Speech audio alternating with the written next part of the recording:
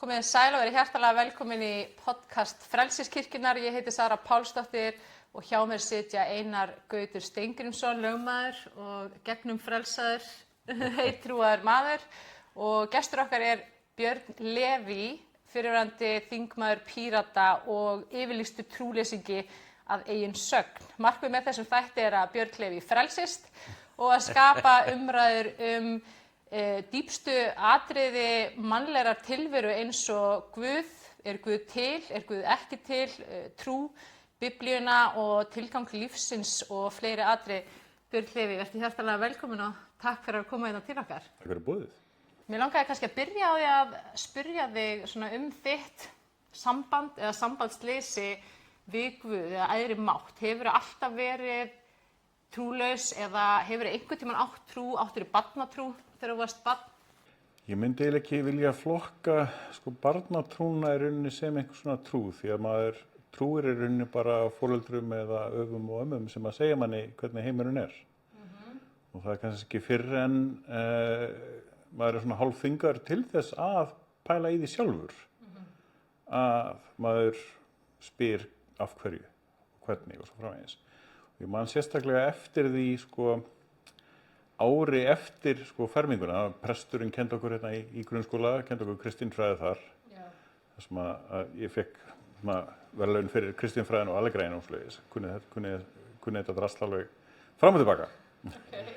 Að árið eftir að þá var byrjaði að kenna trúarbragðafræði. Ég náttúrulega, fyrsta sem ég geri er að rétta upp hönd og spurt af hverju var þetta ekki kennt í fyrra? Áður en fólk fermist til þess að sjá mismunandi sjónarmið. Og það er eiginlega þar sem ég byrja kannski að læra að trúarbrögðin, ekki trúin, þetta trúarbrögð eru pólitík. Akkurat.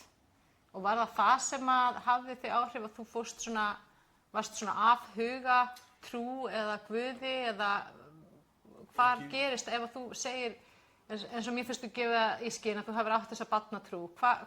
Á hvaða tímapunkti eða hvað var til þess að þú ákvaðst að vera trúlaus?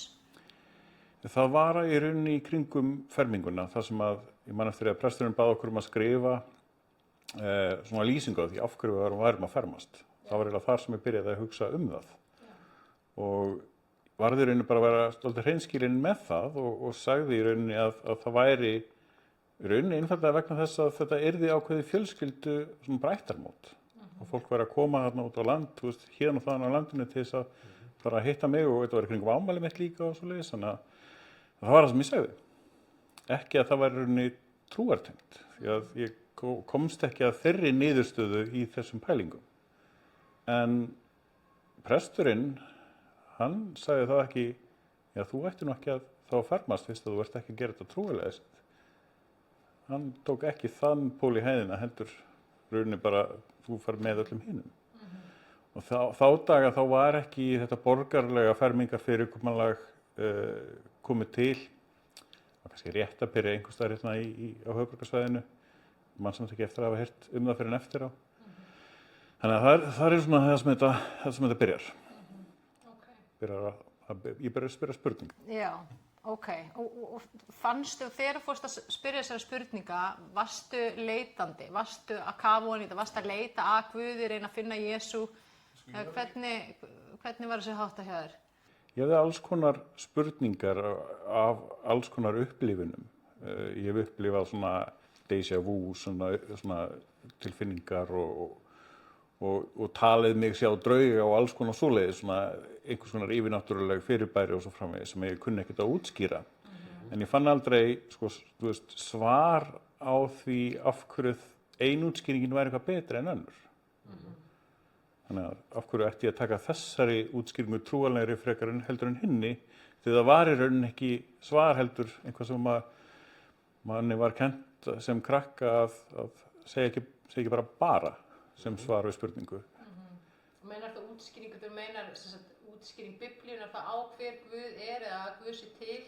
Ég rauninni bara að þetta var svar eins og þegar maður spurði og ég segi bara af því bara. Það er ekki svar við spurningunni. að segja bara, já, þetta er draugur eða þetta er Guð eða þetta er Jesú eða eitthvað slegis, það er ekki svar. Af hverju á ég að trúa því? Ok, en hvernig, sko, að því að nú segistu vera trúlaus en þú hefur augljóslega pælt í þessu, en hefurðu, þú veist, langar þig að trúa? Þú veist, myndirðu vilja að Guð væri til, en þú bara hefur ekki fundið þessa trú? Hvaða Guð? Kannski betri spurning hvað það varðar, því að þegar maður skoðar trúar brögðin og svona predikurinn, orðin og svo framvegis í öllum sem trúar brögðum, þá eru þau vel flest bara ansi harkaleg.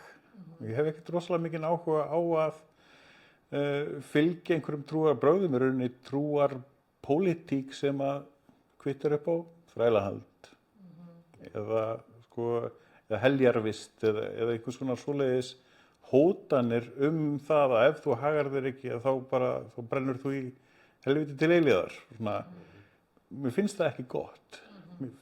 Það er ákveðið minnstur ofbeldis bara í mannheimum sem að kallast hótun eða svona blackmail eða það er ákveðin tilfinningakúgun. Ég er ekki til í svoleiðis samband. En hvað heldur þú, hverju trúir þú eða hvað trúir þú að gerist eftir lífi hér á jörðinni? Hvað heldur að taki við þegar við deyjum, eða þegar líkaminn deyr? Ég bara leysist upp í svona frumeindir.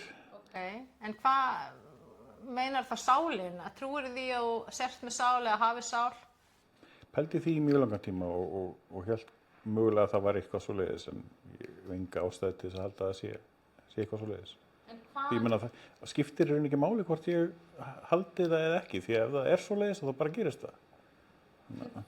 En hvaða heimildir hefur fyrir því að þegar lífinu hér á jörðinni ljúki, að þá leysustu upp í frumeindir og allt sé búið? Þetta klassíska vandamál sem við glímum við, að það eru engar heimildir að neitt annað gerist. En eru einhverja heimildir fyrir því að þetta gerist? Sönnunarberið virkar ekki þannig. Þegar einhver kemur að mér og segir sálið þín mun fara eitthvert og þá er ég að spyrja, hvaða sannanir hefur þú fyrir því? En hvað með til dæmis Biblíuna? Það er alveg eins og pólitísk yfirlýsing, flokkana hérna eða okkur á maður að trúa sósíalismanum eða kapítalismanum eða eitthvað svoleiðis fremur en öðru. Það að vísa í Biblíuna sem vottun fyrir sjálfri sér virkar ekki. Að segja að Guð skrifaði hana, sýndu mér þá hvernig hann gerði, hvernig virkar það? Á hverju á ég að trúa því? Nú er enginn að halda því að ég kannski ykkur að gera það, en það er auðvitað vita að Guð skrifaði ekki Biblíuna heldur menn. Ég veit. Það er spurningin hins vegar hvort að Biblían allar bækur hafi innblástur. Já. Sama hvaða bækur það eru. Algjörlega. Og það er spurningin hvort að þetta sé rétt að hún sé innblásin af anda Guðs. Og það er að minnsta kosti ljóst hver sem skýringin er að Biblían hefur umbreytt lífi fjölda fólks og þá er ég ekki að tala út frá trúarbrögðum. Það kemur kannski einhver maður utan að götunni og hann er umrenningur og búinn að drekka áfengi og hann fer inn á samkomu og allt líf hans breytist á einu augnabliki og þá er spurningin hvaða kraftur er þetta, hvers vegna gerist þetta, því að við erum að tala 66 bækur skrifaðar í allt öðrum menningarheimum fyrir Nýja testamenti er kannski ekkert í svo ólíku menningarheim, það er svona helleníski heimurinn en Gamla testamentið. Já, en ég meina það sama gerist út allan heim þar sem að er ekki farið eftir þessum trúarbrögðum, evangelískri, lúterskri trú.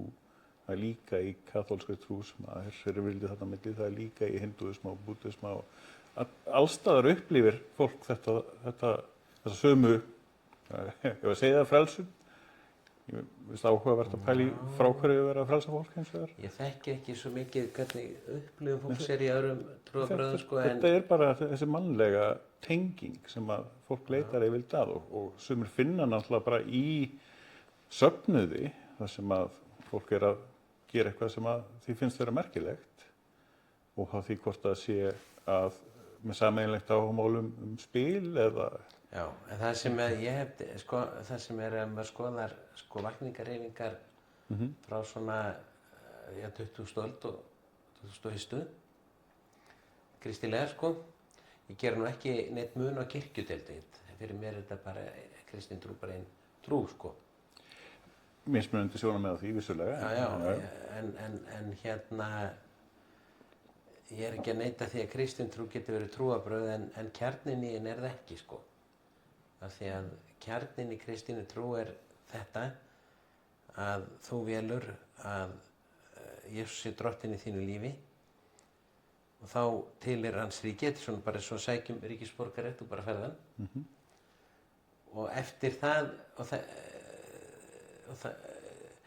allt annað, ég segi ekki að það skipti ekki máli, en þetta aðalatriði sko, og það sem sagt, þannig að þetta meira svona eins og ástarsaga eða samband, samfélag, kjarninn í kristinni trú. En ég veit að ég fór í Vatíkanið og það var nú eiginlega allt saman mjög sérstakt sko.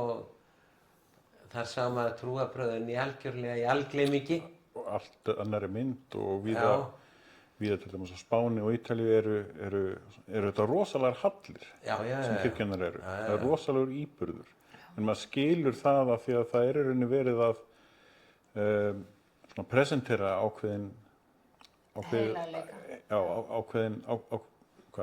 fallegheit. Þetta er gríðarlega hátt til lofts. Það eru falleg listaverk. Það er mikill íburður. Þú færð ákveðna lotningu gagnvart það að fara inn í Sixtínu kapelluna og sjá það sem Michelangelo málaði. Það er ekki smáraði. Auðvitað færðu ákveðna lotningu fyrir því, en það er lotning fyrir vantanlega handbragði snillings, frekar heldur en endilega einhverju yfirnáttúrulegu. Það er skrítið og það hljómar sko, að þó ég sé búinn að vera að telja með kristinn mann síðan ég var 13 ára gamall, trúði nú engu áður. Það er alveg sömu viðhorf og þú, eða ekkert viðhorf, ég bara gat ekki trúið að það væri til Guðs sko, alls saman og ég vildi það. En svo breyttist það. En þá það að sem sagt, fyrir mér kristin trú sko fyrir mér sjálfum, ekki trúarbrögð, heldur mér finnst það engu máli skipta hvort menn eru með styttur eða glingur, hvernig samkomur líti út, hvernig messur eru og þetta er bara eitthvað samfélag sem ég á við Guð sko. Þannig að það er þess vegna sem ég gerir þennan greinarmun á trúarbrögðum annars vegar og bara einstaklingstrú hins vegar. Akkurat. Það er gríðarlega ólíkt og ég er svakalega mikið á móti trúarbrögðum því þau upp til hópa ljúga fólki. Fólk upplifir kannski einhvað sem að því finnst vera andlegt eða yfirnáttúrulegt eða eitthvað svoleiðis og innkoma trúarbrögð, yfirleitt ríkjandi trúarbrögð á því svæði og segja þessi upplifun sem þú varst fyrir var út af þessu. Af hverju áttu að trúa því? En sko Jesús sjálfur, það kemur fram í Biblíunni, hann var sjálfur á móti trúarbrögðum. Og eins og Einar að segja að það þessi kristna trú snýst þetta persónulega samband sem var átt við Jesú Krist, sem var átt við Guð, þar sem hann er með þér og hjá þér alltaf, þar sem að Guð skapaði þig og sálina þína til þess að eiga samfélag við hann, þar sem að Guð er ljósið og ef að við tökum ekki á móti honum og erum ekki í honum eins og við vorum sköpuð og hönnuð til þess að gera og vera, þá erum við í myrkrinu, skilju.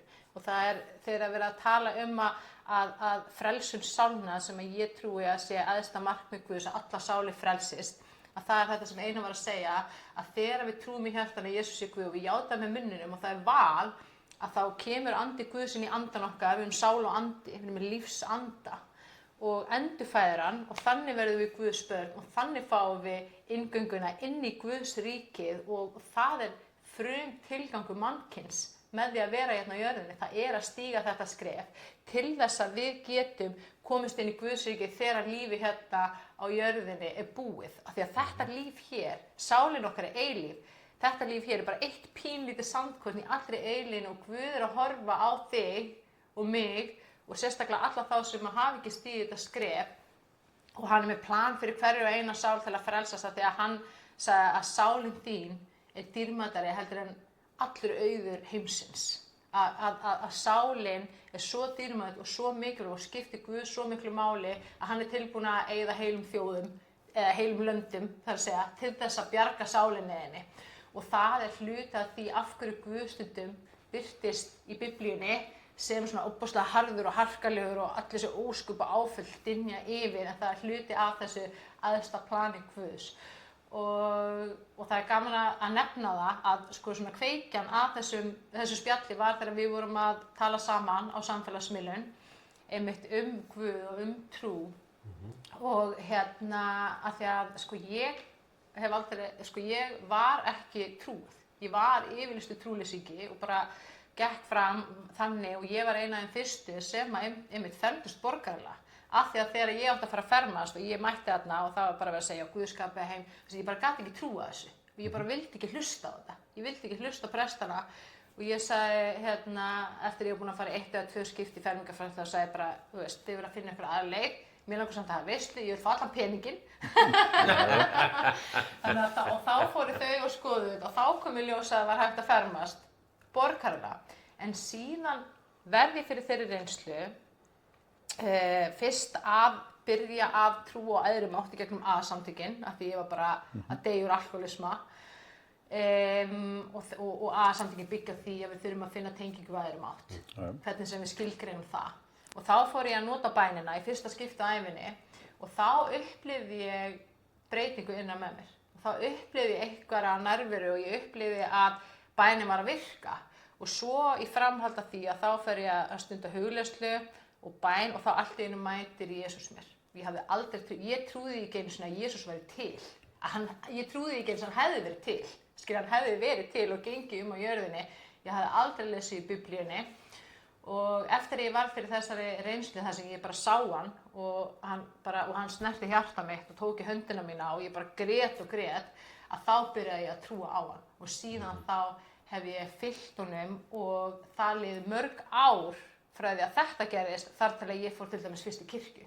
Af því að ég hafði aldrei haft áhuga á að fara á samkomur eða fara í kirkjur eða neitt slíkt af því að það var bara ekkert fyrir mig, þetta var algjörlega fyrir utan mig, skilji. Þannig að þessi trúarbragða reynsla hefur einhvern veginn ég hef aldrei kynnst henni.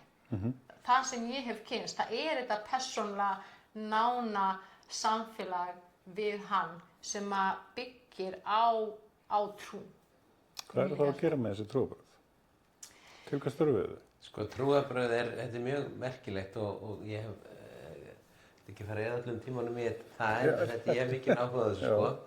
Af því að ég að samanstóða þú, ég hef vantraust til trúarbragða, þau geta verið stórhættuleg og fólk getur verið að reyna að ná sko valdi yfir huga fólks og lífi sem bara mjög alvarlegt mál. Og ég reyndar skilgreini trúarbrögð aðeins víðar en margir aðrir. Ég lít á alla þessa isma sko, hvort sem þetta kapitalismi, kommunismi, frjálshyggja eða hvað þetta heitir. Sem trúarbrögð. Ja, vissu það. Og Grikkir sko, þeir skáru Guði sína fyrst út í við og hjögguðu í stein og máluðu myndir. Svo fundu þeir bara þessa snilldar aðferð að búa til bara einhverja sko hugsmíðar og kenningar sem að koma í staðinn fyrir þetta sko. Fyrir mér þetta allt saman trúarbrögð. Ég held að ég nota oft ensku orðin til að aðgreina þetta, annars vegar belief, eins vegar religion. Já, eða faith. Já, faith og belief þá sér sko og religion og svona trúarbragðakerfi. Já. Því að það er sama hjá mér. Ég var tæplega 13 ára gamall þegar ég fór einhvern tímann með vinum mínum upp í Vatnaskóga og það var svona hét almennt mót fyrir fullorðna sem sagt. Við vorum bara tæplega 13 ára.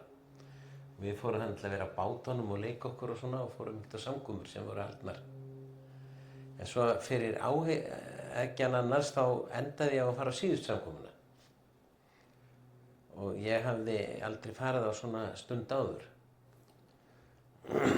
Og þarna satt ég. Í fyrsta skipti, það var ekki prédikunin sem áhrif á mig, heldur bara ég sat þarna. Og hlusta á söngvana og þeir snertu og það var bara eitthvað sem var að gerast innra með mér sem ég kann ekki útskýra.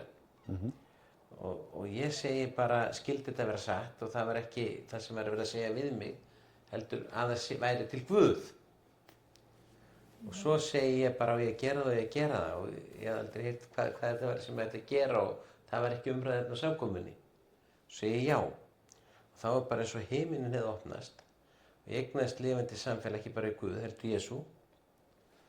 Og ég alveg hristist, titraði og skalfa, gleði og fögnuði. Þetta sko, ég fengi fréttir af því að ég hef eignast barn og ég fengi alls konar gleðifréttir.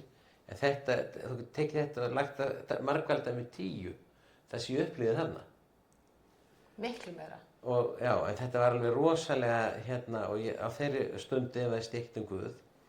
Síðan var keyrt í bæinn og svo þegar ég var svona komin í Kollafjörðinn sko, þá byrjuðu bakgangarnir að koma því að það passaði ekki við hvernig ég hugsaði. Og þeir tók mér ári að skoða sögulegar heimildar, því nörd eins og þú sko.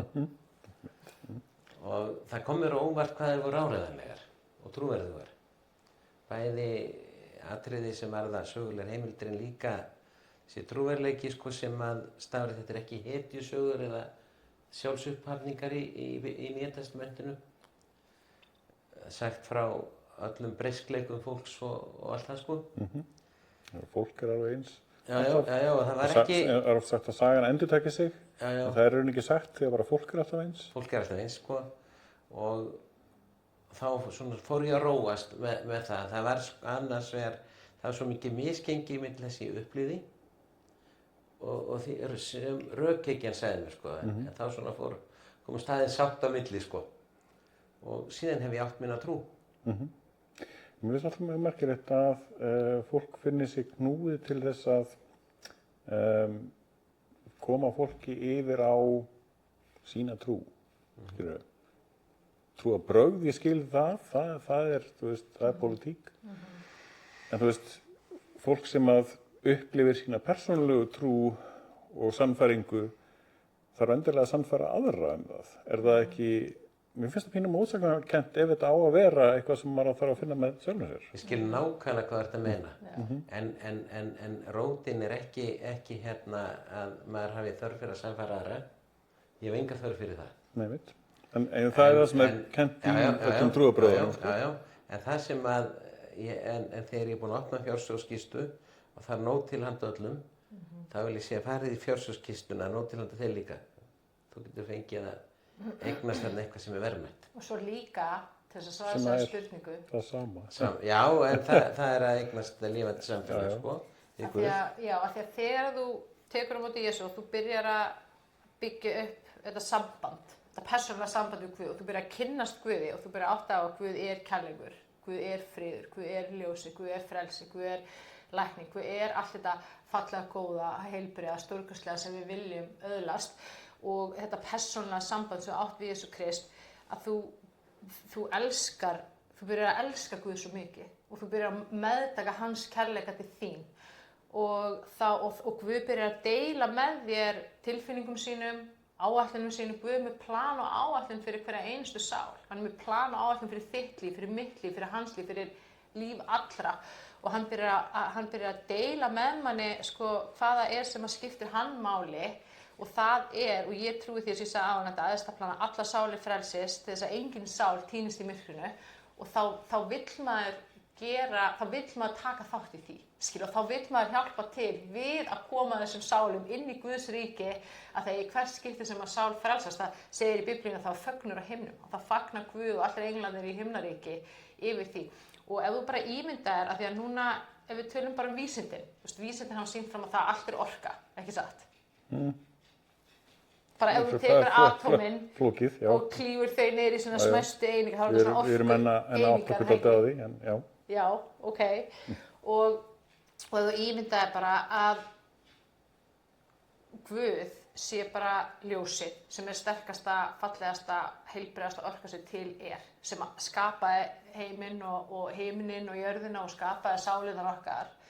Og ef að við erum alltengt við þetta ljós, að þá erum við í myrkrinu, skilur. Af því að myrkur er skortur á ljósi. Skilur hvað við.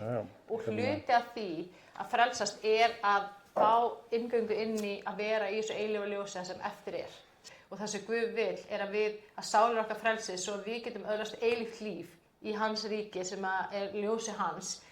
en ekki að sálin okkar tortínist í eilífu myrkri, skilur hvað við. Og það markmið. Já, vandinn sem ég á við með þetta að maður heyrir fólk sem að predikar sama Guð segja mismunandi hluti. Þrátt fyrir að Guð sé í samskiptum við þau, skilur við. Það samkvæmt þeirra sögn. Það eru góðir fræðingar sem að segja einmitt að Guð ekkert ljósið. Það misskilningur á því hvernig framsetningin í Biblíinu það hvað Guð Ef hann ljósið, þá hann ekki yfirnáttúrulegur því að ljósið vel að mælanlegt og hluti af hinum raunverulega heimi. Það eru prestar hérna sem ég hefur rökrætt við fram og tilbaka einmitt að Guð sé hið yfirnáttúrulega sem að óskynjanlegt og ósnertanlegt og svo framvegis. En hérna hann allt efnislegt, öll orkan og allt svo þar fram undir götunum. Þannig að fólk sem að predika sömu markmið frelsun og svo framvegis, að það sé út af þessu yfirnáttúrulega afli sem að þau segja að það sé það sama út af þeirra samskiptum, persónulega samskiptum við það, segja samt ekki sömu söguna. Af hverju á ég það að trúa þessum umfram hinn?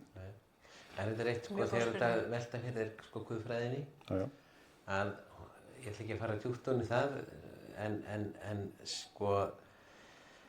guðfræðin í raun og veru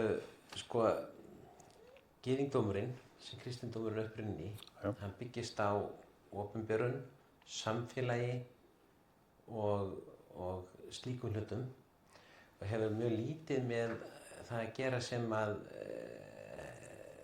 hellir sem gengur út á að skoða hlutina sjálfa og uppgöta hver sé einstæðli þeirra. Ekki með seinna, já. Og svo þegar að kristindómurinn kemur, þá hann byggður á opinberun, Guð sendi son sinn, við sáum hann uppreisinn, nokkur hundruð manns vitna það og svo framvegis. Já, það eitt af því sem áhugaverða í þessum tveimur blessuðu guðspjöllum sem ég átti að lesa yfir, Matthíus og Jóhannes. Að þar eru þeir ekki sammála það hverjir sáu Krist fyrst eða hvenær síðasta kvöldmáltíðin var. Það skeikar á dögum þarna á milli. Ekki síðustu kvöldmáltíðin en það Jú, það á dagsetningu kvöldmáltíðinar það skeikar á einhvern dag eða tvo og hverjir sáu fyrst Krist eftir upprisu, það tvísaga. Maður skilur það alveg ef þetta sagt frá sjónarhorni ekki beinna vitna heldur af afspurn að þeir tala við mismunandi fólk á mismunandi tímum og þetta bara, maður sér svona klassískan svona sagnamiskilning í þessu, mjög eðlilegt. Og þá veltir maður fyrir sér af því að það eru margir sem að taka orð Biblíunnar dálítið bókstaflega, en ekki öll þeirra. Þegar það koma svona mótsagnir, þá það bara einmitt einhver svona miskilningur eða bannlegt sjónarhorn, en þú verður að taka þessa setningu bókstaflega. Það svona cherry picking, maður verður að velja, þetta ekki nákvæmt, við vitum það, þetta samt nákvæmt. Af hverju veistu það? En kjarninn samt sá að eitt sem við vitum að það það að ef við horfum á fyrstu öldina, þá sú hugmynd að menn hefði getað búið til heila persónu með allir þeim kenningum sem sett eru fram og falsaði þetta allt saman Já, það væri eiginlega meira kraftaverk heldur en öll kraftaverk Nýja testamentisins. En trúir þið að Jesús hafi verið til?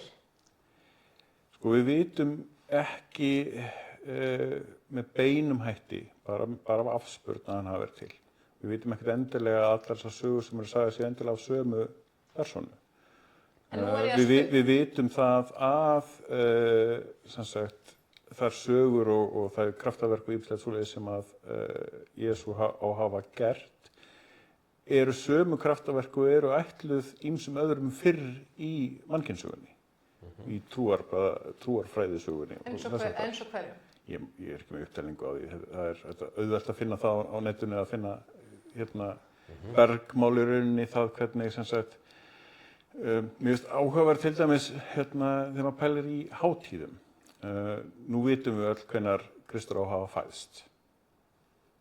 Það er endar ekki alveg ljóst, En ekki samkvæmt Biblíunni. við höldum upp á það. Já.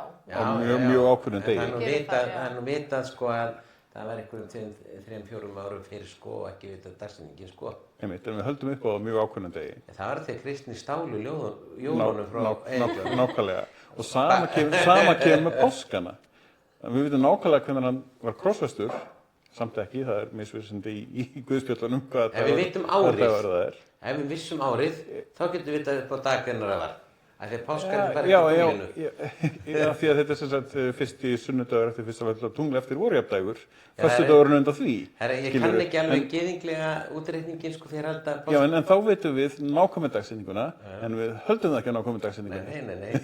Þráttur að gera það jólin. En sem þú veist árið, þá getur stjörnufræðingar sagt hvað það er. Já, algjörlega, en þetta er einmitt dæmið pólitíkina í trúarbröðunum. Já.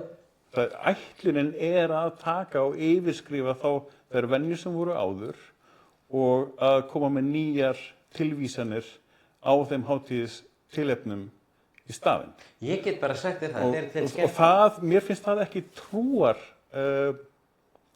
trúanlegt. Sko, Mér finnst það ekki góð framsetning, mér finnst það ekki heiðarleg framsetning. Nei, sko málið er að þessi pólitík í trúarbröðunum, ég þekki þetta vel, því að þegar ég var ungur maður og var í kristilegu starfi, þá rakst maður á það að sömu prestar voru algjörlega ómögulegir, þeir voru bara einhvern veginn draugnar í einhverju guðfræði og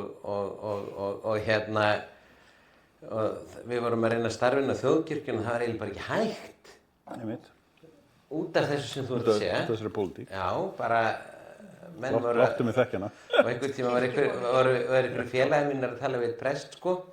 Þetta var þegar við vorum kannski á 8. áratugnum og þegar þau voru eitthvað búin að spjalla við hann þá sagði hann, kirkjan verður að gera eitthvað árið 2000. Einmitt. Og þetta er alveg rétt og þetta er það sem að hefur, sko, maður þarf í kristilegu starfi þegar maður vill sjá fólk upplifa þennan fjársjóð sem fólkin er í trúnni. Þá getur einmitt þetta sem þú ert að nefna þvælst fyrir. Og svo alveg svakalega mikið. Og ég bara, get ekki verið meira sammálaður að hafa áhyggjur af þessu, sko. Ég meina þess vegna hef ég þær áhyggjur að fólk sem er innan trúarbragðanna að predika þessa trú, sem á að vera þessi persónulega trú, þeir get ekki annað en vita að það sem þeir eru að segja sé ekki satt. Já, sko, það er þannig að... Hvernig get ég þá nálgast þetta á nokkurn heiðarlegan hátt? Þetta er mjög einfalt eins og Pétur og Jóhannes sögðu, sko. Við getum bara ekki annað en sagt frá því sem við séð og heyrt. Og það er það sem við erum að gera, sko. Og upplifa eigin raun. Og svo er það líka þannig að ef að þú ætlar að finna einhverja hardcore vísindalega sönnun það að Guð til og nákvæmlega hvernig hann er og hvað, þú veist, samfélag okkar við Guð byggir á trú. Og trúin er fullvissa það sem menn vona, sannfæring það sem er ekki auð að sjá.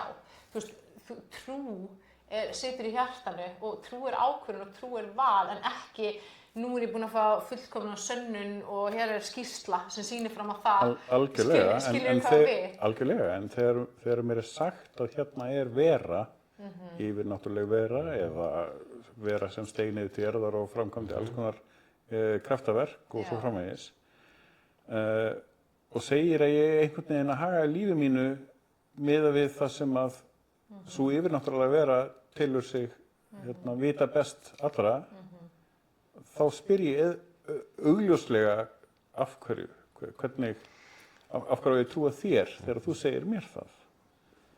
En ef maður tekur nú kjarnan, sko, af því að það er eitt sem maður hefur farið fram hjá fólki, ég hef ekki heyrt oft í umræðinni, sko, að í lögmáli Móse segir elska skaltu Guð af öllu hjarta, sál, mætti, hug og náungan eins og sjálfa þig. Og Jesús sagði þetta ræðst að boða því því lögmáli. En þegar að lærisveinarnir eru að segja hvað Jesús boðaði, þá boðaði Jesú þetta ekki. Hann sagði, þeir sögðu, kærleikurinn er ekki að við elskuðum Guð, heldur að hann elskaði okkur. Og þannig að þessu var snúð á hvolf. Það fullkomleikinn hérna er skrítinn. Og sko, ég held að kristin trú hafi gert nákvæmlega það sama og Jesú gagnrýndi til dæmis farísea sérstaklega fyrir. Og svo til að eða til miskilningi, Jesú var mjög vel við farísea sko. Þeir voru mjög líkir honum í skoðunum og mörgu. Útliti. Já, og hérna, en hann gagnrýndi það fyrir að vera endalaust að búa til einhverja reglur sem að þjónuðu engum sérstökum tilgangi. Svo var þeir sjálfur að finna leiðir fram hjá þeim sko. Aftur pólitík. En postularnir, til dæmis eins og Páll og fleiri, þeir segja að lögmál Guðs uppfyllt með því að elska náungan eins og sjálfan sig, og það mjög athyglisvert að þú ert að elska sjálfan þig fyrst og svo náungan jafn mikið, og þetta í raun og veru kjarninn í það eiginlega og þarftu yfirnáttúrulega verið til þess? Já. Gætir þú gert það í eigin mætti? Þetta allur minn eigin máttur, ef að þú veist, mín ást mín eigin. En sko ástæðan fyrir að við þurfum Guð, eins og Guð kærleikur. Guð kærleikur, það það sem hann það er þessi kraftur sem kærleikur þessi orka, það kærleikur og það Guð. Og til þess að við getum elska bæði sjálf okkur og líka náungan, þá þurfum við að meðtaka kærleikan og elskuna frá Guði til þess að þessi kraftur sé innan með okkur. Og þess vegna þurfum við Guð. En þetta bara orðaleikur. Sko, ef að þetta afl sem að við skynjum sem ást samnefni fyrir Guð, það skiptir engu máli hvort það sé einhver yfirnáttúrulega vera eða ekki. Það skiptir máli að við þurfum að taka á móti því í trú og við þurfum að velja að taka við því. En varðandi þetta sem þú nefndir áðan, allar þessar reglur að við þurfum að vera svona, við þurfum að vera fullkomin, þú veist, til þess að komast inn í himnaríki. Það var það sem þú varst að nefna áðan. Og það oft svona ákveðin misskilningur að sko hvað gerðist þegar Jesús dó á krossi. Og þegar Jesús dó á krossi, eitt af því sem gerðist var að hann uppfyllti lögmálið fyrir okkur, og sem þýðir að við þurfum ekki lengur að uppfylla það sjálf. Við þurfum ekki að uppfylla allar þessar reglur og vera fullkomin og gera allt rétt. Sem ekki einu sinni hægt, það var samt bara einskiptis. Af því að við erum mannleg og við gerum mistök og við brjótum á okkur ef við komum illa fram með meiðum eða erum með einhverjar neikvæðar hugsanir. En það eitt af því stórkostlega kraftaverki sem gerðist þegar Jesús dó á krossi, hann uppfyllti lögmálið fyrir okkur. Og hann gefur okkur þessa gjöf að þurfum ekki að uppfylla það, og núna þá það eina sem við þurfum að gera til að komast inn í Guðsríki, það að taka á móti honum og fá hans anda inn í okkur, þá lifir hann innra með okkur og þar með höfum við uppfyllt lögmálið. Nú leiki sko, þetta ekki ætlast til þess að hljóma illa, því að fólk tekur því kannski oft orðin á neikvæðan hátt, en þetta hljómar eins og sko sníkjudýr. Ég sé ekki munun á því að haga sér samkvæmt í rauninni bara sko öllum skilyrðum þess að virða og elska náunga sinn og allt það án þess að segjast trúa einhverju yfirnáttúrulega verur og mannesku sem að segjast gera það og haga sér nákvæmlega eins. Kemst önnur inn í himnaríki en hin ekki? Það sem að þú veist að láðan einskiptis, þá það þannig að það lögð ofuráhersla á það í ritum Nýja testamentisins, sérstaklega í bréfi sem til Hebreabréf var skrifað til gyðinga, að sem sagt, já sko það var náttúrulega vandamál í kristna söfnuðinum á fyrstu öld sko, að annars voru gyðingar sem áttu rætur í gyðingdómi og hins vegar fólk sem átti rætur í heiðindómi saman í söfnuði Jesú Krist og hann upprisinn. Og en þarna var flest bréfin eru skrifuð til beggja hópa í einu, en þetta var skrifað sérstaklega til kristinna gyðinga. Og það lögð ofuráherslu á það að þegar að Jesú dó á krossi, þá vann hann hjálpræðisverkið utan allra tíma. Það var eilíft ekki skilningunni endalaust heldur bara óháð tímum. Hann í Biblíunni kallaður lambi sem var slátrað frá grundvelli veraldar. Þannig að þegar hann tekur þetta allt á sig, sko samkvæmt Hebreabréfinu, það tekur hann á sig, sko krossin var aukaatriði, þjáningi þar, það tekur hann á sig allar þjáningar okkar frá upphæði vega til enda og allar afleiðingar óháð öllum tímum. Af hverju ætti ég að trúa því? Já, sko, þú hefur enga ástæðu til þess, Einmitt. en ég get bara sagt að ég hef fengið að reyna þetta og ég get bara sagt frá því sem ég hef séð það reynd. Já, já. Og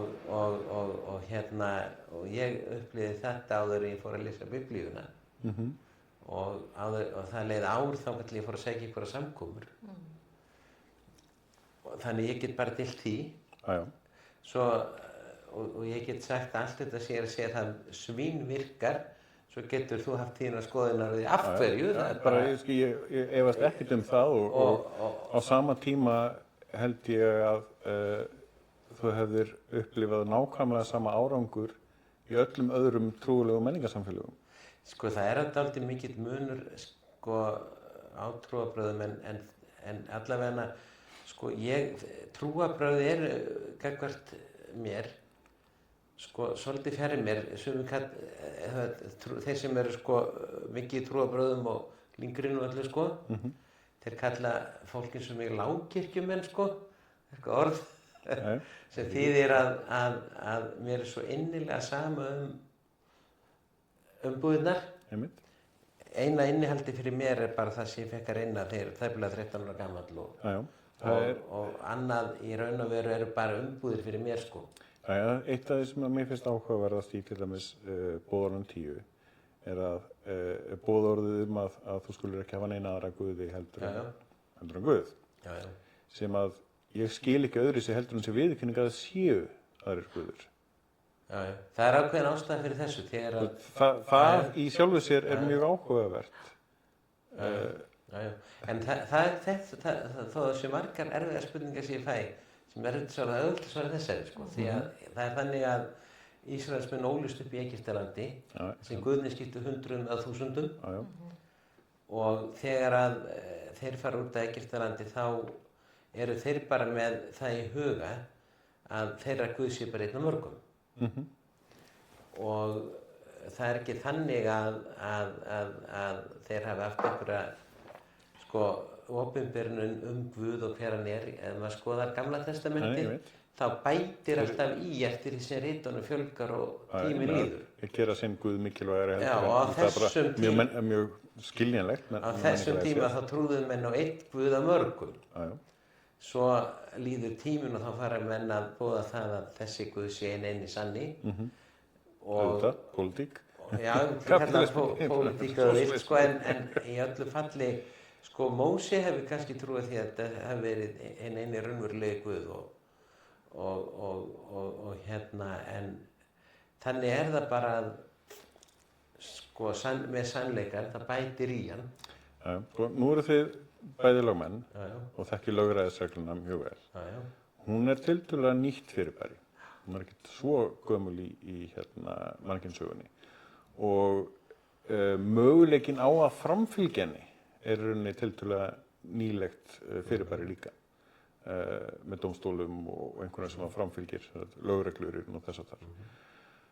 Fyrir þann tíma að þá þurfti fólk að hafa ákveðna stjórn á samfélaginu og það var einfaldlega gert með trúarbrögðum, gert með því að væri eitthvað dómsvald sem að væri óaðgengilegt í rauninni og þar alveg ekki eftir að það er algjörlega hlutlaust. Þú getur ekki haft áhrif á það. Þú verður að gangast í rauninni undir þær lög og reglur sem að þetta æðra dómsvald setur þér.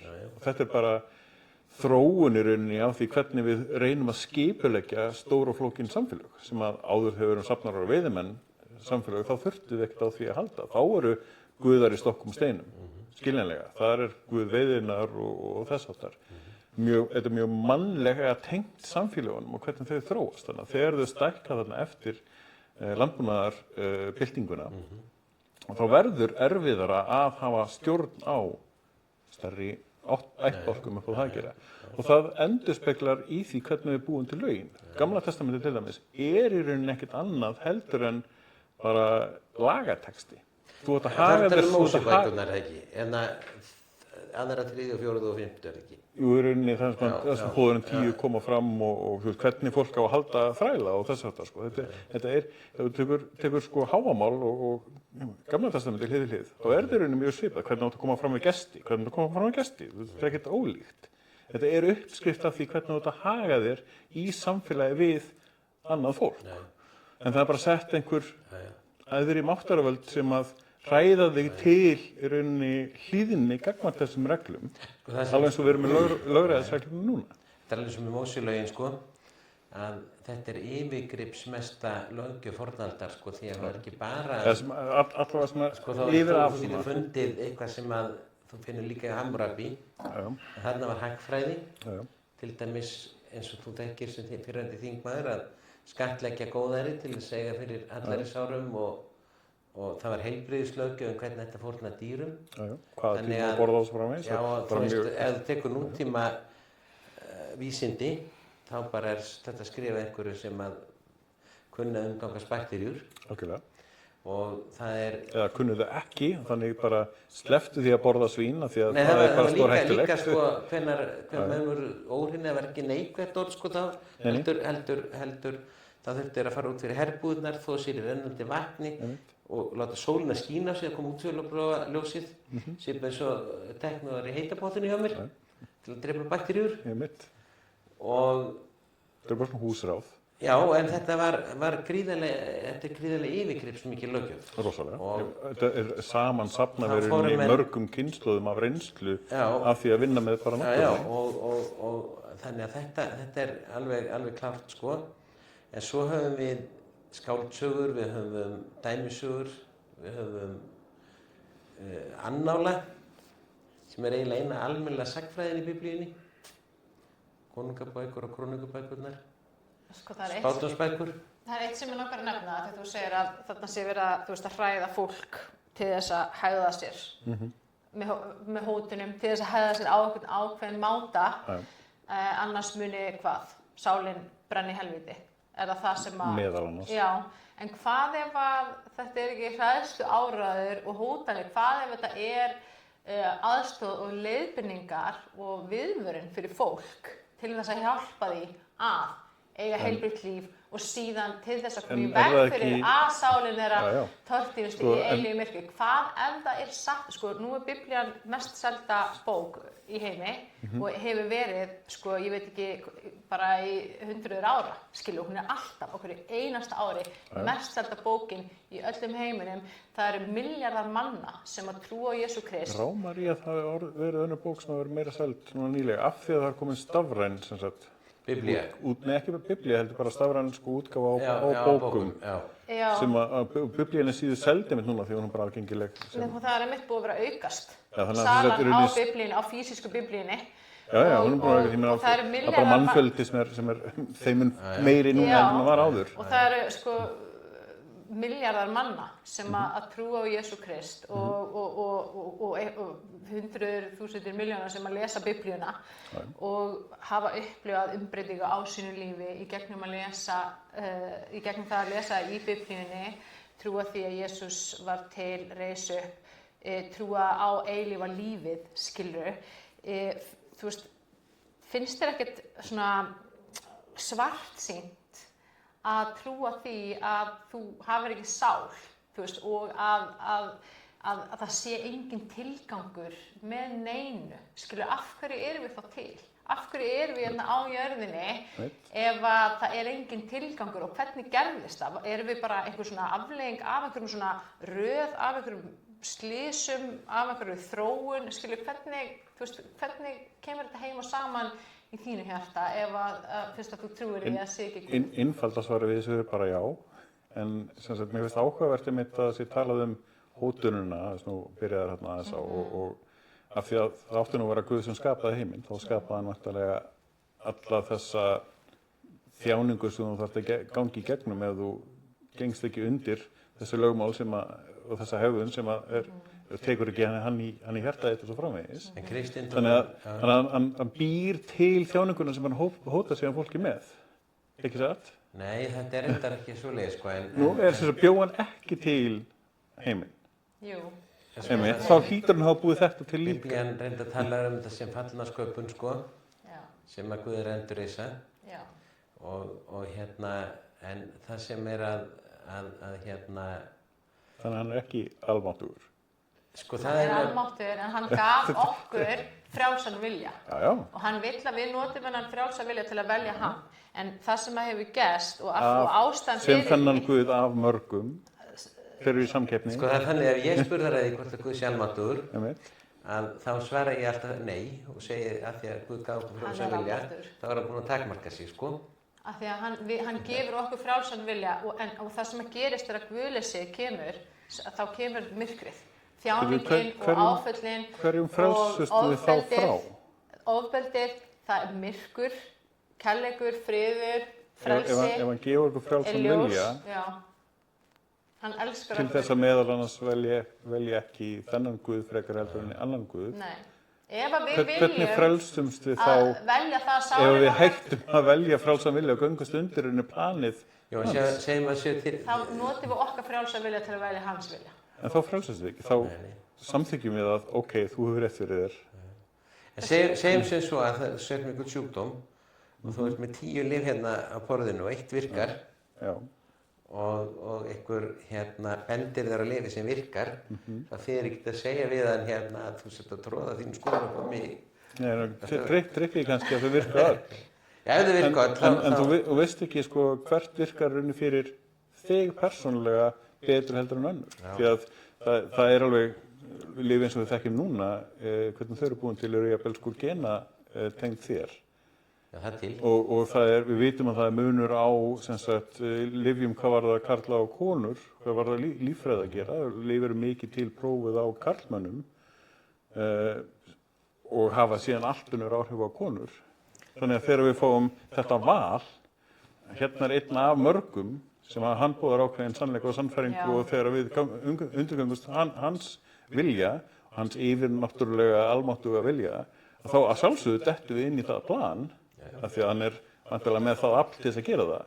En það eru aðrir valmöguleikar í stöðinni. Þetta er ekki allsamt plan. Þetta er það plan sem að þessi Guð hefur fyrir þig. Það er þannig, það kemur reyndar þetta með aðra guði, þetta er svolítið misskilningur. Það kemur mörgum stöðum fram í Biblíunni að það er engin annar Guð heldur en Guð. Ok, þá erum við búin að lenda í smá vandamálum hérna. Já, nei, hlustaðu. En það er talað hjáguði og skurðgoðadýrkun og ég get tekið mörg dæmi það. Fólk, við erum sköpuð til að tilbiðja. Og við veljum okkur eitthvað sem við tilbiðjum. Sumir eru að tilbiðja mat, aðrir eru að tilbiðja vinnuna sína. Sumir eru að tilbiðja frægt fólk og eru að idolísera frægt fólk og tilbiðja það. Aðrir eru að tilbiðja peninga. Mjög margir að tilbiðja völd og ég veit þú þekkir það úr þínu starfi í pólitíkinni og þetta er allt dæmi og þetta er það sem að vera að nefna. Þú skalt ekki hafa aðra guðin með því þegar þú ert að tilbiðja eitthvað af öllu þessu þá kemur rosalegt myrkur, sérstaklega inn í þetta svið í lífinu þínu. Af því að Guði ljósögu þurfum að hafa Guð efst í hjartanum við eigum að tilbiðja hann einan, skilju hvað við og það verða að vísa í þetta meðal annars í nútíma samfélagi þegar að vera að tala þú skalt ekki hafa aðra Guði en mig. Þá lendi ég í vandamálum með hvernig þetta var upprunalega sett upp, ef þetta er innblásið af Guði sem er einn meðal margra. Hvað var hinna? Það voru aldrei neinir aðrir Guðir en fólk í sínum mannlega mætti og sínum mannlega hyggjuviti bjóð sér til með því að búa til dæmis einhverja gullgeit skilur og tilbiðja hana þú voru að búa til gervi Guði. Jólasveinana og álfana. Já, það er ekki raunverulegi Guði. Það er bara einn raunverulegi Guði. Segir hver? Segir Biblían og segir Guð. Þannig að raunin, þú vísaðir í það hversu margir milljarðar fólks trúa á Jesú og Guð. En það eru fleiri milljarðar sem trúa ekki á Jesú og Guð. Þannig að ef við erum að pæla í því sem sagt Já, svartsýninni. Það er ekki skrítið hvað mikið myrkur í heiminum.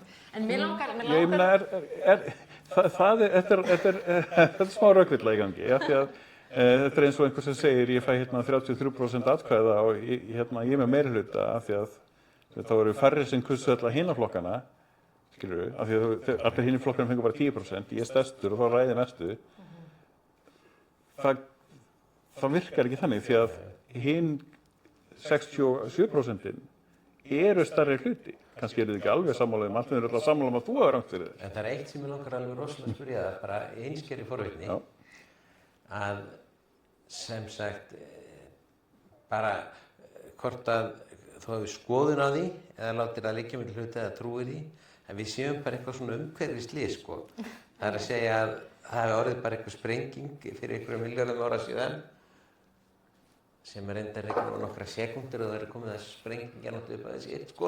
Útþensla, orðið, já. Og þá hefði bara legið fyrir einhverjum milljörðum ára síðan við sætum hérna inn í stofar ræðum það, sko. Með 10 fingur, 10 þær, allt virkar í samhljómi. Já, bara hvort að við séum bara umhverfislið, sko. Já, við erum algjört umhverfislið. Já, þú sér það þannig. Já, það er mjög gaman að sjá í rauninni, sem sagt. Það var legið fyrir bara í upphafi, hvernig þetta er. Nei, alls ekki. Nú?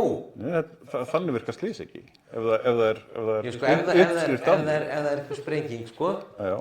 Og svo bara verður útþensla og svo bara byrja atómunar að þessi saman og þetta. Þá hefði legið fyrir í upphafi, sko, nákvæmlega hvernig. Það lá ekki fyrir í upphafi. Jú, í Gamla testamentinu. Ef þú getur reiknað allt út, sko, allar hreyfingar og alla orkuna og allt, sko, þá er bara verið að skrifa þetta. En hvernig kann umhverfislið gefið hjarta, gefið huga, gefið líkama æða, setti þetta allt saman þetta er þessi klassíska svona, og skapa þessa sköpun sem þú ert? Hönnun eftir hönnun, þetta er intelligent design dótið. Og þá finnst mér voðalega gaman að skoða. Ég er ekki áður fyrir því, ég er bara forvitið hvernig þú sér þetta. Já, ég meina, þú veist, það er svona að skoða maður, hvernig getur maður séð þessa fullkomnu hönnun? Er hún augljós á einhverjum stöðum í bara dýraríkinu til dæmis. Og meðal spendýra er mjög áhugavert að sjá að það er sem sagt, það er taug og æð sem að liggja svona rétt við hjartað og lungun á milli. Og fer í rauninni yfir sem sagt, man ekki alveg hvort það var taugin eða æðin sem að liggur, þessi taugin sem liggur hérna niður frá frá heilanum hérna niður að lungunum frekar en hjartanu og æðin sem fer svona yfir sem sagt taugina. Og þegar þú ferð og krefur gíraffa sem er þannig gríðarlega langa háls að þá pælir í því, ef þetta væri gáfulega hannað, að þá væri styttra að fara beint frá hjartanu í sem sagt lungun, bara beina leið, en það er ekki það sem gerist. Það fer alla leið upp og alla leiðir niður. Af því að þróunin var svo að teygjast upp með hálsinum. Þannig að taugin í rauninni bara lengdist. Af því að það var auðveldara heldur en að skipta því og sleppa þessari flæki sem var þarna til staðar. Ég sé það ekki sem er rosalega gáfulega hönnun. En ef þú ert bara umhverfislis, hvernig getur þú elskað? Ekkert mál. Hvernig getur umhverfislis elskað? Hvaðan kemur kærleikurinn? Það er bara það sem að Er kærleikurinn líka umhverfislis? Við getum, þetta er svona að horfa á eins og maður pælir í pældi líkunum á því að þú sért hérna til staðar. Foreldraðinni þurfti að hittast á ákveðnum tíma og ammur og afar og alls konar svoleiðis og margar kynslóðir aftur í tíman þurfti akkurat að upplifa og lifa af í erfiðum aðstæðum og ef þú telur líkunar á því að þú sért hérna til staðar, það eru stjörnfræðilega ómögulegt, algjörlega, en það gerðist samt. Þannig að það er ekki hægt að snúa því við. Ég skil þetta rosalega vel, sko, og bara alveg. En sko, mér langar að spyrja núna, Björn, hefurðu virkilega tekið tíma, segjum að þú lifir í 95 ár, það er bara þín ævi hér á jörðu, bara skjótum eitthvað, gæti verið 100, gæti verið 110, Biblían segir mest 120, en segjum 95. Segjum að þú lifir í 95 ár. Hvað ef Guð er til? Hvað ef að það er til himnaríki? Og hvað ef að þú ert sál og andi? Og hvað ef að Guð er að standa við dyrnar á hjartaneginu og banka og bíða eftir að þú opni fyrir sér svo hann getur sýnt þér hver hann hvern hann og hvaða áætlun hann hefur fyrir þitt líf. Hvað ef að það eilíft líf hinum megin við endan á þessu lífi í þessu eilífa ljósi, þessum eilífa kærleika, þessum eilífa friði sem Guð ef að það væri satt, myndirðu vilja öðlast það?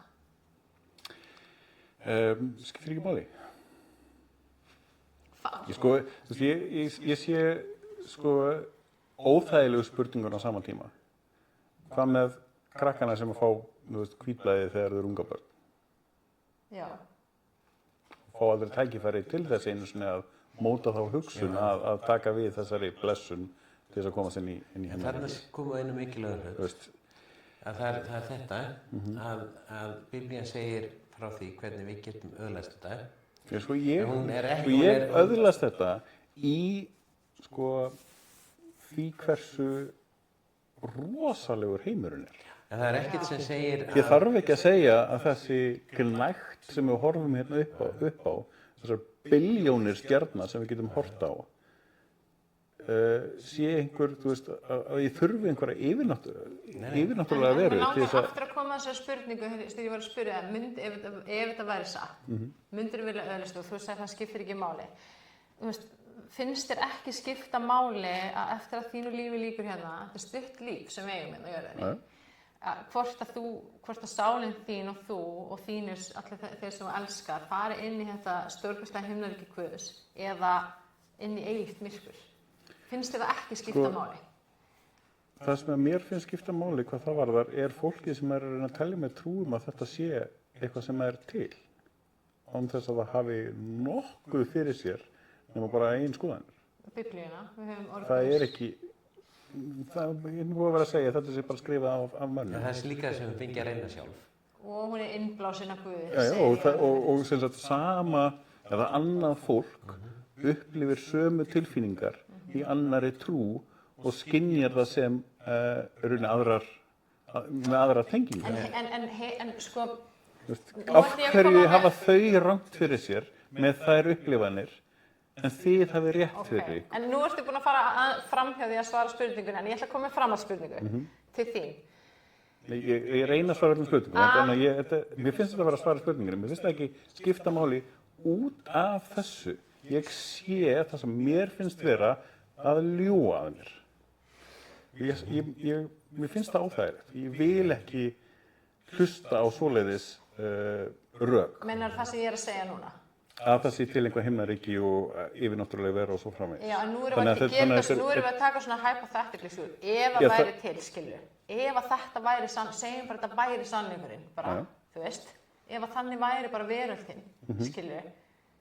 Við gefum okkur það, þú veist. Ég er ekki að segja að þú trúir því að segja mig. Myndirðu þá vilja? Ég veit það, en sem sagt, í allri boðun á þeim kærleika og alls konar svoleiðis, þá sé ég ekki að það skipti máli að ég segi einhvern veginn já eða bara upplifi heiminn eins æðislega eins og mér finnst hann að koma vel og að virðingu fram við náungan. Ég þarf ekki að setja einhvern stimpil sem einhver annar segir mér að heiti Guð á þá tilfinningu. Af því að sá stimpil, hann hefur í för með sér alls konar veraldlegar aðgerðir sem að knýja mig til ákveðina verka í þessu lífi, ekki eftir... Hvaða verka? Til dæmis að boða trúna. Það er engin kvöð. Það er engin kvöð. Og það er ekki eitthvað sem ég byrjaði að gera til dæmis fyrir að ég var búin að ganga með Guði á fyrir lengi. En þetta tengist sem sagt uppskriftinni af þessari trú eða trú á brögðum. Það er óljós mörkin á milli, sko. Ef ég á að trúa á þennan Guð, en ekki aðra Guði sem að líka sætta sig til, af hverju á ég að trúa á þann Guð sem að sætta sig við þrælahald?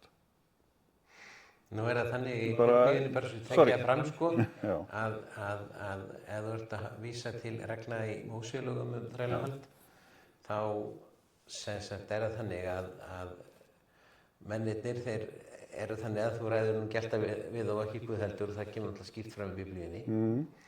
Og þetta er allt lempunarreglur sko, þannig að þegar til dæmis Ok, skýringar af hverju þá þær burt en ekki Nei, eitthvað að bóðorðunum? sko, það er þannig að Þetta er þetta cherry picking sem ég þóð þetta ekki. er mjög einfalt sko, að reglur Móselaga þær gildi ekki í dag, það er bara kemur fram í Nýja testamentinu Nei, sjálfur. það gerir það ekki. Það segir að mjög skýrt að gamli sáttmálinn, og það tekur tímabili frá Móse til Krists, hann sem sagt er feldur úr gildi. Nei, Jesú kemur sérstaklega og segir að hann sé ekki komin að þess að fella úr gildi en gamlar hefðir. veit hvað þú ert að tala um, en það er þannig að lögmál Guðs sem að er að elska náungarna eins og sjálfan sig, kærleikurinn, það segir að það er uppfyllt með þessu.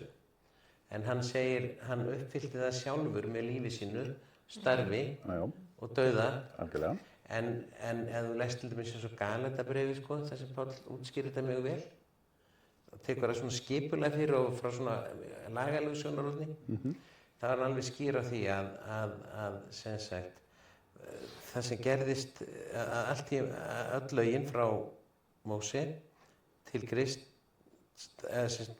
Móselögin, það er gamli sáttmálinn sem og svo gerði nýr sáttmáli, kallað testamenti. En bóðurinn 10 er í gamla testamentinu. Já, en þau gildi ekki sem bóðurinn 10 lengur. Þau eru heldur gildaði bara sem sko, allt lögmál eru uppfyllt með því að elska Guð öllu hjarta, sálu, máttu, huga og sjálfan sig og náungan sjálfan sig. Þannig að Guð hafði rangt fyrir sig með gamla testamentinu. Nei, gamla þetta var bara lög fyrir þjóð. En þau bóðu það samt sem orð Guðs. Jú, nei, það er það. Móse kemur af fjallinu og alveg grein, sko. Já, en hann gerði það var ekki bara 10, þetta voru sko. bara lög sem voru sett fyrir tiltekna þjóð og það er þetta sem Þess að réttlæta sko, þjóðarmorð og alls konar. Það er bara þannig að menn eru ofta ofttúlka líka biblíuna. Algjörlega. Og það er það sem að veldur oft misskilningi. Algjörlega. En þetta er rosalega skýrt í Nýja testamentinu að Páll segir til dæmis í Galatabréfinu þegar þú gerir, að þegar þú notar testamenti og það getur líka þitt erfðaskrá, að þegar þú ert búin að gera erfðaskrá og svo gerur nýja, það fellur svo gamla venju gildi. Gildi nýja. Ég skil það alveg. En það segir mér ófullkomleika rauninni orð Guðs. Sko, ef það gat ekki verið fullkomin frá byrjun, frá fullkominni veru, þá skil ég ekki hvað við erum að gera. Nei, það er þannig að með lögin sem Móse setti, þau voru algjörlega fyrir þjóð sem var samkvæmt því sem kannast að segja ólend og óverjandi sko, til að reyna að hafa einhver bönd á henni. Þannig að Guð sem sagt gaf þeim ófullkomin lög til þess að fara eftir af því að hann vissi að gátt ekki Þú gert ert nú búin að vera löggjafarþingi, ef þú getur sett fullkomin lög sem færi að vera eftir, það hefði litið allt öðru svona lög sem voru þátt í að samþykkja. Ég krefst ekki þess skilnings frá fólk að ég sé yfirnáttúrulega vera sem getur sett fullkomin lög. Já, en það er þetta sem við erum að glíma við, sko, að þegar að menn eru sko, Guð kemur inn í okkar aðstæður og það er það sem er svo mikið talað um í Biblíunni, bæði í Gamla testamentinu, að Guð kemur inn í okkar aðstæður þar sem við erum og vinnur sér þaðan. Okkur er hann ekki búin að uppfæra það þá síðan. Hann gerði það. 400 ár frá Gamla og Nýja testamentinu. Það er ýmislegt breyst frá því fyrir 2000 árum síðan. Okkur er ekki komið nýtt. Eða var það kannski Kóraninn? Nei, það er sko þannig að... Það voru 400 eða 600 ára. Nei, það var bara þannig að þegar að, sem sagt, Jesús kom, þá sagði að syndin núna er að trúa ekki að mig og lögmálið er uppfyllt með kærleikanum. Já, nema hann að koma inn í samfélagið eins og það er þá og er rauninni leiðbeina fólki til framtíðar. Er það sem er sagt þar fullkomið? Sko það sem er að alveg fram að þetta er mjög áhugavert efni.